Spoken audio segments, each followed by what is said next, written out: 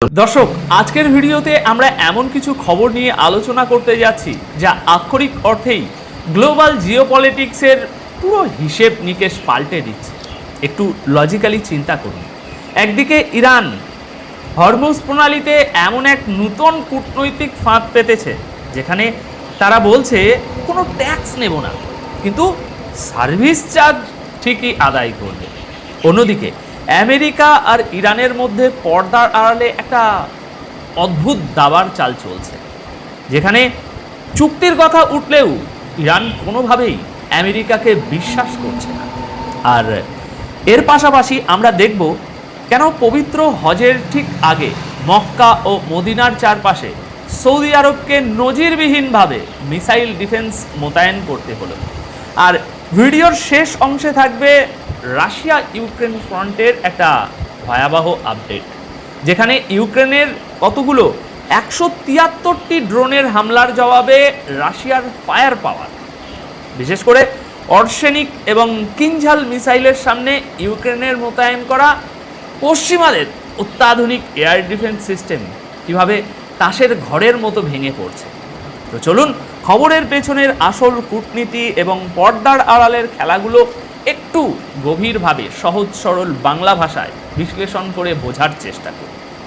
দেখুন দর্শক, গতকাল 25শে মে সন্ধ্যার সবচেয়ে বড় এবং চাঞ্চল্যকর জিওপলিটিক্যাল আপডেটটি আসছে আমেরিকা এবং ইরানের মধ্যেকার চলমান স্নায়ু যুদ্ধ থেকে।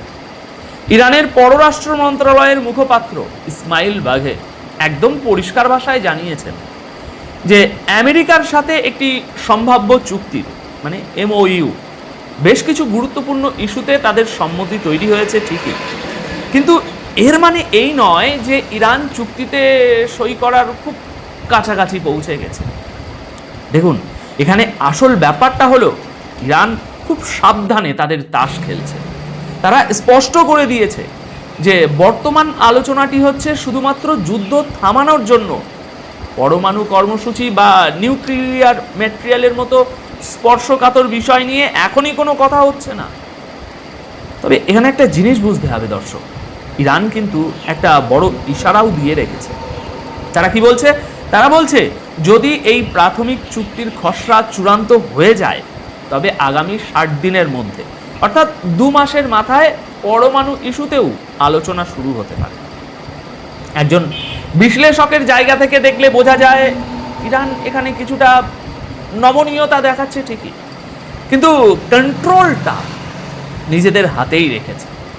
অন্যদিকে এই 25শে মে 2026 তারিখেই মানে গতকাল আমেরিকার secretary of state Marco Rubio দাবি করেছেন যে টেবিলের উপর যথেষ্ট শক্তিশালী একটা প্রস্তাব রয়েছে, কিন্তু সাথে তিনি এও স্মরণ করিয়ে দিয়েছেন যে ডোনাল্ড ট্রাম্প কোনো দুর্বল বা খারাপ চুক্তিতে সই করবেন না। ইরানের দিক থেকে আবার বলা হচ্ছে মার্কিন কর্মকর্তাদের এই বারবার অবস্থান পরিবর্তনই চুক্তির পথে সবচেয়ে বড় বাধা। দর্শক, পর্দার আড়ালে আসলে চলছে একটা চরম সাইকোলজিক্যাল ওয়ারফেয়ার। এই পুরো কূটনৈতিক দাবার চালে আরও একটা ইন্টারেস্টিং বিষয় হলো পাকিস্তান এবং চীনের ভূমিকা। আপনি জানেন পাকিস্তানের প্রধানমন্ত্রী শাহবাজ শরীফ এবং সেনাপ্রধান আসিফ মুনির এই মুহূর্তে চীনে অবস্থান করছেন এবং বৈশ্বিক শান্তি প্রতিষ্ঠায় চীনের সমর্থনকে তারা সাধুবাদ জানিয়েছেন। যদিও ইরান স্পষ্ট করে দিয়েছে যে পাকিস্তানি মধ্যস্থতাকারীদের তেহরানে আসার আপাতত কোনো অফিসিয়াল প্ল্যান নেই, তবে এই চুক্তির পথে সবচেয়ে বড় যে কাঁটার কথা ইরান বলছে তা হলো ইসরায়েল। গতকাল ইসমাইল বাঘে সরাসরি অভিযোগ করেছেন যে ইসরায়েল এই শান্তি চুক্তিকে যে কোনো মূল্যে বানচাল করার জন্য তাদের পুরো শক্তি প্রয়োগ করছে। মিডিয়ার মাধ্যমে মার্কিন কর্মকর্তাদের উপর মানসিক চাপ সৃষ্টি করা হচ্ছে এবং ইরানের জোরালো সন্দেহ রয়েছে যে আলোচনা ভেস্তে দেওয়ার জন্য ইসরায়েল হয়তো মাঠ পর্যায়ে বড় কোনো একটা হামলা বা অ্যাকশন চালাতে পারে। দর্শক, এই যে পর্দার আড়ালে এত বড় একটা খেলা চলছে তার সরাসরি প্রভাব পড়েছে গ্লোবাল মার্কেটে। গতকাল 25শে মের আপডেট অনুযায়ী যুদ্ধ থামার এই একটা ক্ষীণ আশাতেই জাপানের শেয়ার বাজার রেকর্ড উচ্চতায় পৌঁছে গেছে। আর আন্তর্জাতিক বাজারে অপরিশোধিত তেলের দাম এক ধাক্কায় $5 বেশি কমে গিয়েছে, যা গত 2 সপ্তাহের মধ্যে সবচেয়ে নিচে। অর্থাৎ প্রতি ব্যারেলে $8.45 নেমে এসেছে। এখানে আমাদের বুঝতে হবে পশ্চিমা বিশ্ব এবং গ্লোবাল মার্কেট কতটা মরিয়া হয়ে আছে এই অঞ্চলে একটা স্থিতি দেখানোর জন্য।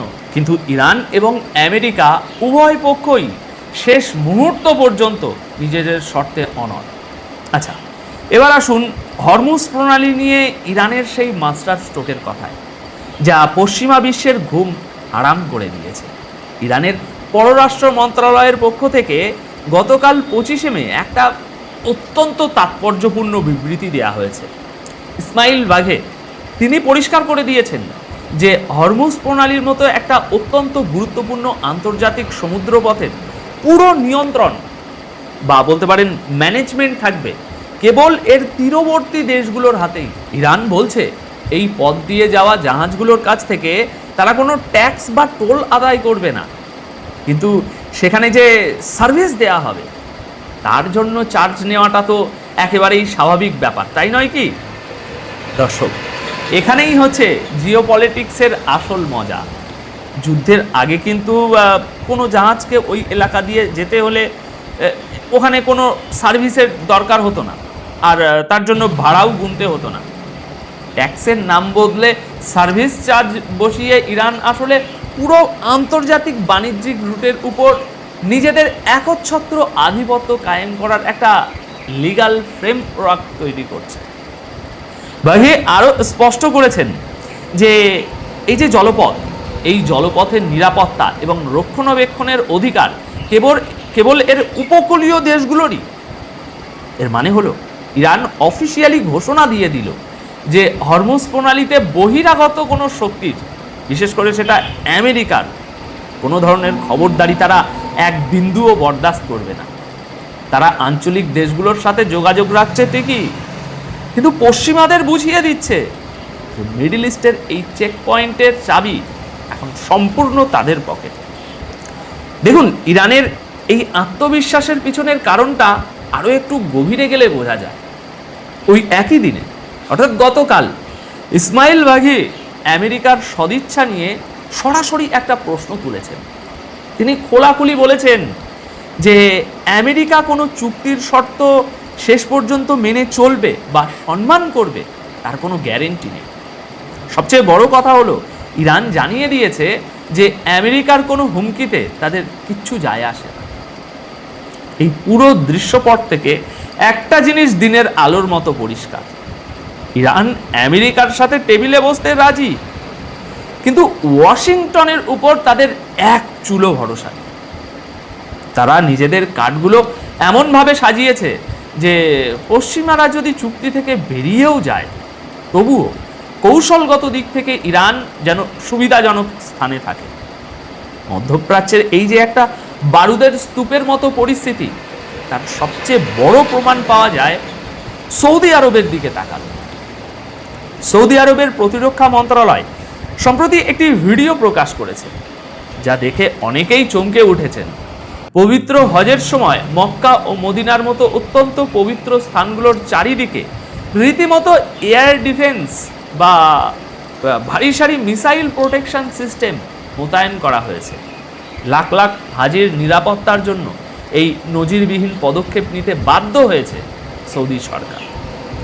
দর্শক, একটু ভেবে দেখুন পরিস্থিতি কতটা নাজুক আর উত্তেজনাকর হলে ধর্মের সবচেয়ে বড় জমায়েতের জায়গাতেও এরকম সামরিক প্রস্তুতি রাখতে হয়। পুরো অঞ্চলে যে কোনো সময় বড় ধরনের একটা বিস্ফোরণ ঘটতে পারে এবং আঞ্চলিক যুদ্ধের আগুন যে কোনো দিকে ছড়িয়ে পড়তে পারে, সৌদি আরব সেটা খুব ভালো করেই জানে। তাই তারা কোনো ধরনের রিস্ক নিতে চাইছে না। আগে হয়তো এসব ডিফেন্স সিস্টেম ছিল, কিন্তু এবার তার পরিমাণ আর ওই দৃশ্যমানতা অনেক বেশি, যা প্রমাণ করে যে মিডল ইস্টের জিওপলিটিক্যাল টেনশন এখন ইতিহাসের অন্যতম সর্বোচ্চ পর্যায়ে অবস্থান করছে। দর্শক, এবার আমরা আমাদের ফোকাসটা একটু শিফট করি রাশিয়া ইউক্রেন ফ্রন্টের দিকে, যেখানে পশ্চিমাদের প্রক্সি ওয়ারের কঙ্কালসার চেহারাটা একেবারে খোলাখুলি বেরিয়ে পড়েছে। গতকালকের খবর, গতকাল 25শে মে 2026 তারিখের খবর অনুযায়ী ইউক্রেন রাশিয়ার ভিতরে একটা বিশাল এবং ভয়াবহ ড্রোন হামলা চালিয়েছে। রাশিয়ার ভূখণ্ডকে টার্গেট করে ইউক্রেন একসাথে 173টি fixed wing fighter drone fire করেছে। রাশিয়ার প্রতিরক্ষা মন্ত্রণালয়ের দাবি অনুযায়ী তাদের এয়ার ডিফেন্স সিস্টেম এই বিশাল আক্রমণকে প্রতিহত করেছে এবং ড্রোনগুলোকে আকাশেই ধ্বংস করেছে। তবে এই যে এত বড় একটা হামলা হয়েছে, এই এত বড় হামলায় কিছু ড্রোন ফাঁকি দিতে পেরেছে। হামলায় 5 জন আহত হয়েছে। রাশিয়ার রাষ্ট্রীয় সংবাদ সংস্থা তাসের মতে এই হামলার সময় রাশিয়ার একাধিক এলাকায় রীতিমতো আতঙ্ক ছড়িয়ে পড়েছিল। ইউক্রেন আসলে মরিয়া হয়ে প্রমাণ করতে চাইছে যে তারা এখনো রাশিয়ার ভিতরে আঘাত আনতে সক্ষম। কিন্তু আসল ঘটনাটি ঘটেছে এর ঠিক পরেই, যখন রাশিয়া তার আসল নখ দাঁত বের করেছে। ইউক্রেনের এই ড্রোন হামলার জবাব রাশিয়া যেভাবে দিয়েছে তা পশ্চিমাদের সামরিক অহংকারকে মাটিতে মিশিয়ে দিয়েছে। গতকাল 25শে মে রাশিয়ার প্রতিরক্ষা মন্ত্রণালয় বিবৃতি দিয়ে জানিয়েছে যে বেসামরিক এলাকায় হামলার বদলা নিতে তারা ইউক্রেনের রাজধানী কিভ এবং এর আশপাশের মিলিটারি কমান্ড সেন্টারগুলোতে একযোগে কি মিসাইল শুরু, অরিশ্যানিক, ইস্কান্দার, কিনঝাল এবং জিরকানের মতো মহাবিধ্বংসী এবং হাইপারসনিক মিসাইল দিয়ে ব্যাপক হামলা চালিয়েছে। দর্শক, এখানে সবচেয়ে বড় এবং ভয়াবহ খবরটি হলো ইউক্রেনে মোতায়েন করা পশ্চিমাদের বিলিয়ন বিলিয়ন ডলারের অত্যাধুনিক এয়ার ডিফেন্স সিস্টেম রাশিয়ার এই অরিশ্যানিক মিসাইলের সামনে পুরোপুরি ব্যর্থ এবং অকেজো প্রমাণিত হয়েছে।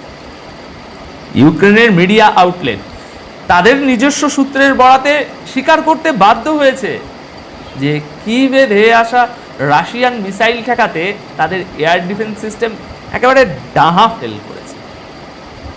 রাশিয়ার নিউজ এজেন্সি তাসের দাবি অনুযায়ী তারা তাদের প্রতিটি নির্ধারিত টার্গেট একেবারে নিখুঁতভাবে ধ্বংস করেছে। দেখুন, এই ঘটনাটি জিওপলিটিক্যাল দৃষ্টিকোণ থেকে অত্যন্ত তাৎপর্যপূর্ণ, কারণ এর মাধ্যমে রাশিয়া পুরো পশ্চিমা বিশ্বকে একটা ক্লিয়ার কাট মেসেজ দিয়ে দিল যে তোমাদের পেট্রিয়ট বা অন্যান্য যত অ্যাডভান্স সিস্টেমই থাকুক না কেন, রাশিয়ার নেক্সট জেনারেশন মিসাইল প্রযুক্তির সামনে সেগুলো স্রেফ খেলনা। ইউক্রেন এখন পুরোপুরি বেকায়দায় এবং এই যুদ্ধে পশ্চিমাদের প্রযুক্তিগত শ্রেষ্ঠত্বের যে ন্যারেটিভ ছিল সেটা এখন পুরোপুরি প্রশ্নের মুখে। এখন দর্শক, আজকের এই পুরো আলোচনা থেকে আমরা যদি একটা উপসংহার টানি তবে এটা স্পষ্ট যে গ্লোবাল পাওয়ার ডাইনামিক্স খুব দ্রুত পরিবর্তিত হচ্ছে। একদিকে মধ্যপ্রাচ্যে আমেরিকা এবং তার মিত্ররা ইরানের পাতা কূটনৈতিক ফাঁদে আটকে যাচ্ছে। হরমুজ প্রণালীর মতো জায়গায় নিজেদের নিয়ন্ত্রণ তারা হারাচ্ছে। অন্যদিকে পূর্ব ইউরোপে বিলিয়ন বিলিয়ন ডলার খরচ করেও ইউক্রেনকে রাশিয়ার সামরিক শক্তির সামনে দাঁড় করিয়ে রাখতে পারছে না পশ্চিমারা। বিশ্বজুড়ে যে একটা অ্যান্টি ওয়েস্ট বা বহুমুখী বিশ্ব ব্যবস্থা গড়ে উঠছে, এই ঘটনাগুলো তারই জলজ্যান্ত প্রমাণ। দর্শক, আপনাদের কি মনে হয় ইরানের এই সার্ভিস চার্জ নীতি কি আমেরিকার আধিপত্যের কফিনে শেষ পেরেকটা ঠুকবে? আপনাদের মূল্যবান মতামত অবশ্যই কমেন্ট সেকশনে জানাবেন। আসসালামু আলাইকুম রহমতুল্লাহি ওয়া বারাকাতুহু। সম্মানিত দর্শক, আমাদের সীমান্ত জুড়ে প্রায় প্রতিদিনই পিলে চমকানোর ঘটনা ঘটে চলেছে। আপনারা জানেন যে বাংলাদেশ এবং ভারত সীমান্তে দীর্ঘদিন ধরে যে অমানবিক দৃশ্য চলছিল এবং সেটা দীর্ঘদিন ধরে বিএনপির জামানাতে, বঙ্গবন্ধুর জামানাতে, শেখ হাসিনার জামানাতে এটা কোনো অবস্থাতেই কমেনি। সীমান্তে ভারতীয় যে বর্ডার সিকিউরিটি ফোর্স বিএসএফ তাদের অমানবিক আচরণ, নির্বিচারে গোলাগুলি এবং সেখানে বহু হৃদয় বিদারক দৃশ্য আমাদেরকে ব্যথিত করেছে। সেই কাঁটাতারের বেড়াতে ফেলানির ঝুলন্ত লাশ, সাম্প্রতিক শতাব্দীর যে সীমান্তে যে সকল হৃদয় বিদারক দৃশ্য রচিত হয়েছে, যে পোর্ট্রেট রচিত হয়েছে, ফেলানি লাশ তার মধ্যে প্রধানতম। ভারতের সঙ্গে বাংলাদেশের যে দ্বিপাক্ষিক সম্পর্ক, এটি বলা হয় বন্ধুত্বের। আওয়ামী লীগ জমানাতে এই বন্ধুত্ব রীতিমতো গর্বের বিষয় ছিল। অনেকে এটিকে ভাই বোনের সম্পর্ক, অনেকে এটিকে স্বামী স্ত্রীর সম্পর্ক, অনেকে এটিকে লেনাদেনার সম্পর্ক। স্বয়ং সাবেক প্রধানমন্ত্রী তিনি বলেছিলেন, ভারতকে যা দিয়েছি জীবনে ভারত কখনোই এটা অস্বীকার করতে পারবে না, বা এরকম কিছু একটা অবস্থা যে এরপরে আর দেওয়ার কিছু নেই, বা এরপরে ভারত আসলে চাওয়া পাওয়ার আর কিছু থাকতে পারে না, এত কিছু ভারতকে দিয়েছে। তো এরকম একটি সম্পর্ক, সেই সম্পর্কের মধ্যে আবার সীমান্তে একের পর এক কাঁটাতারের বেড়া নির্মাণ। তারপর একদিকে ভারতের সঙ্গে বাংলাদেশের যে সীমান্ত বিরোধ, সেটা নিষ্পত্তি হয়ে যাওয়া, বাংলাদেশের ভিতর দিয়ে ভারতের ট্রানজিট, রেল ট্রানজিট, নৌ ট্রানজিট, আর আকাশপথের আর জলপথের ট্রানজিট তো ছিলই। তো সেখানে সীমান্তের দেয়াল উঠে যাবে। ভারত এবং বাংলাদেশের মধ্যে যেখানে পাসপোর্ট থাকবে না, বা অনায়াসে আমরা ভারত যেতে পারবো, ভারত আমাদের দেশে আসতে পারবে, জাস্ট লাইক সেনজেন কান্ট্রি। তো সেটা না করে দেখা গেল যে ভারত আমাদের এখানে অনায়াসে আসতে পারবে, অনায়াসে যেতে পারবে। এমনকি বলা হচ্ছিল যে ভারতীয় যে তাদের অফিস, আমাদের সেনা গোয়েন্দা বিভাগ ডিজিএফআই এর যে হেডকোয়ার্টার, সেখানে আছে। সত্য মিথ্যা জানি না, বা ছিল। এই সকল কথাবার্তা ব্যাপক প্রচলিত ছিল, এবং ভারতীয় ইচ্ছা করে বাংলাদেশ থেকে যে কোনো কাউকে ধরে নিয়ে যেতে পারত। এবং এয়ারপোর্টে আমরা বেশ কয়েকবার আওয়ামী লীগ জমানাতে শুনেছিলাম যে এয়ারপোর্টে ভারতীয় যে বা ভারতীয় কর্তৃপক্ষ তাদের অপছন্দের মানুষকে আমাদের ঢাকা বিমানবন্দরের ভেতর থেকে ধরে নিয়ে গেছে। সত্য এবং মিথ্যা আগে বললাম জানি না, কিন্তু এই বিষয়গুলো আওয়ামী লীগ জমানাতে বেজায়ভাবে চালু ছিল। এরপর যখন ইউনূস জমানা এলো, তখন ডবল সমস্যা হল। সীমান্তে ভারতের কড়াকড়ি, অনেক ক্ষেত্রে সীমান্ত পরিপূর্ণভাবে বন্ধ, ভিসা বন্ধ, ভারতীয় দূতাবাসের যে ভিসা উইংস রয়েছে সেটা বন্ধ, কলকাতা থেকে এবং অন্যান্য জায়গা থেকে অনবরত বাংলাদেশ বিরোধী প্রচারণা, এই জিনিসগুলোর সঙ্গে সঙ্গে আবার গোলাগুলি, এটা চলছে। তারই ধারাবাহিকতায় যখন আবার ইলেকশনের পরে বিএনপি এলো, অনেকে আমরা ধারণা করেছিলাম যে এইবার বোধহয় ভারতের সাথে একটি সম্পর্ক ভালো হবে। ভারতও সেটা বলেছিল যে ইউনূসের জমানাতে নয়, পরবর্তীতে কালে যখন কোনো নির্বাচিত সরকার আসবে, সেই নির্বাচিত সরকারের সঙ্গে তারা সর্বোচ্চ সম্পর্ক স্থাপন করবে। তার কিছু নমুনা আমরা দেখলাম, যখন জনাব তারেক রহমান সাহেব বাংলাদেশে এলেন এবং তার মা ইন্তেকাল করলেন, তার শেষকৃত্য অর্থাৎ জানাজার যে অনুষ্ঠান, সেখানে ভারতীয় পররাষ্ট্রমন্ত্রী জয়শঙ্কর এলেন, নজিরবিহীনভাবে তিনি এলেন। আবার তারেক রহমান সাহেবের সঙ্গে দেখা করে, জনাব ইউনূস সাহেবের সঙ্গে দেখা না করে, কথা না বলে নজিরবিহীনভাবে তিনি চলে গেলেন।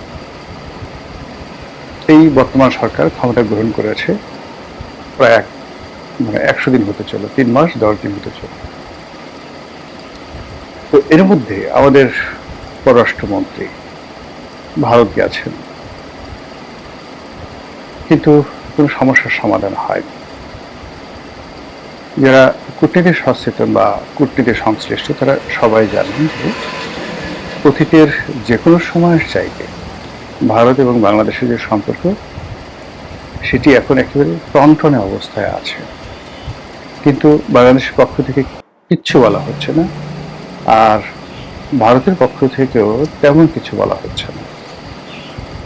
কিন্তু সম্পর্কটা টনটনে। টনটনে বলতে, মানুষের শরীরে যখন ফোড়া হয়, ভীষণ রকম বিষ ফোড়া হয়, তো সেই ক্ষেত্রে ভেতর যে গলিত রক্ত পুজ পাকার আগে বিস্ফোরণের আগে যে ধরনের একটি বেদনাদায়ক পরিবেশ পরিস্থিতি তৈরি হয়, চামড়া ফেটে যাওয়ার মতো অবস্থা, ওখানে কেউ স্পর্শ করতে পারে না কোনো কিছু, ঠিক ওইরকম একটি বীভৎস সম্পর্ক ভারত এবং বাংলাদেশের মধ্যে চলছে। বাংলাদেশ পালানোর চেষ্টা করছে আমেরিকা, ইউরোপ, পাকিস্তান, চীন, এদের সাথে সম্পর্কের একটি বলয় তৈরি করার, মধ্যপ্রাচ্যের সঙ্গে সম্পর্ক স্থাপন করার চেষ্টা চালাচ্ছে, কিন্তু ভারতের সঙ্গে সম্পর্কটা আসলে হচ্ছে না। এবং একই সঙ্গে যেহেতু ভারতের সাথে সম্পর্ক হচ্ছে না, সেক্ষেত্রে আমেরিকার সঙ্গে যে সম্পর্কটা ছিল বা ডিপ স্টেট পলিসির অধীন গত 2 বছর ধরে বাংলাদেশে যে সকল ঘটনা ঘটে চলেছে, সেটিও সম্ভবত হুমকির মুখে পড়ে গেছে।